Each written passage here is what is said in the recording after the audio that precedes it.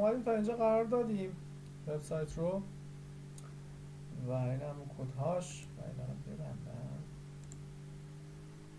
این هم تا اینجا کداش بود. یه منو رو کدش رو ببندیم. خوبه چه دیاتای بدی هم نداره و کد منو تا اینجا.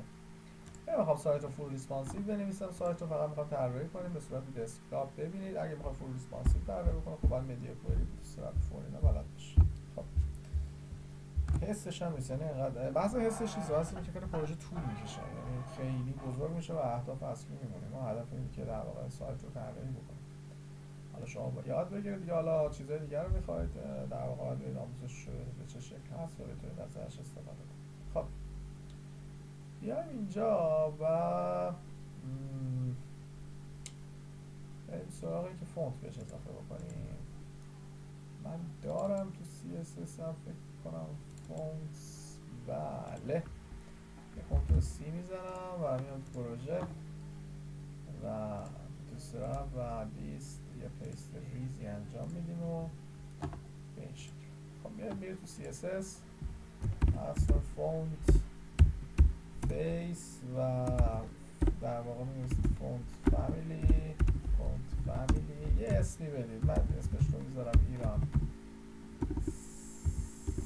سنس. خودم اینجوری تعریفش میکنم و برمیگردم میگم سورس URL دو نقطه یه برو بیرون، یه برو توی در واقع دو نقطه دیگه میذارم یه برو بیرون تر فونت و یوتی و دو سه بار بزنید تا میلیونش در واقع ظاهر بشه و بعد یوتی هم بیاید برید TTF و یه دو سه بار هم برای این بزنید و یه کنترل دی برای ایشون TTFش رو رد کنید و W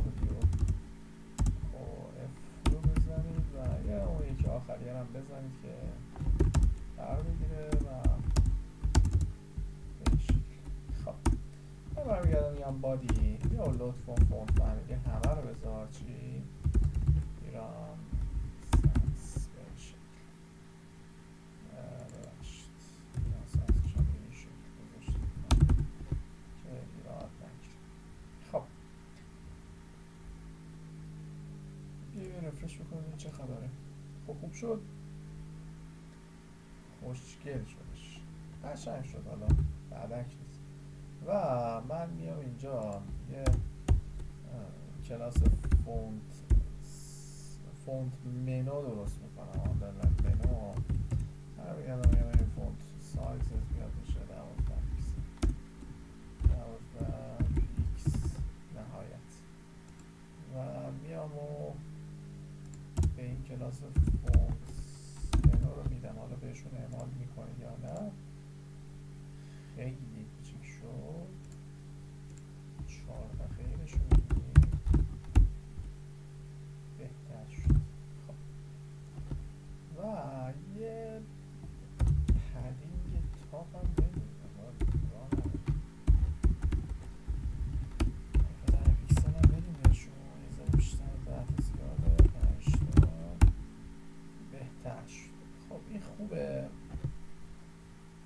حالا رنگش عوض شد اینا هم میتونید دیگه در واقع عوض بکنید. من شما نه خوبم رنگیناش هم میتونید عوض بکنید. خوبه حالا قیافهش خوب هستش. بریم سراغ فقط من یادم رفت در واقع ایشون رو یادتون باشه که برای منوتون در واقع مقدار فیکس تاپ هم بذارید.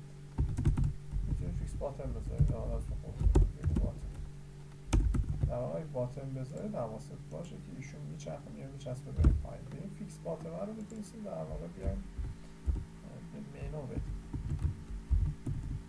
به ایشون به خود منو بیایم اینجا قرارش بدیم. طراحی نکردم تا حالا اینجوری بگم مثلا سایت قشنگ میشه نه، حالا بستگی به اون نوع چیدن وبسایت. خب بریم سراغ سلایدر دیگه. منو بیشتر از این در واقع بهش کار نخواهیم کرد. یه اسلایدر هم نذاریم. حالا بیاد این وسط یه عکسی قرار بگیره و یه سرچ باکسی قرار بدیم و مثلا نه روز اسلایدر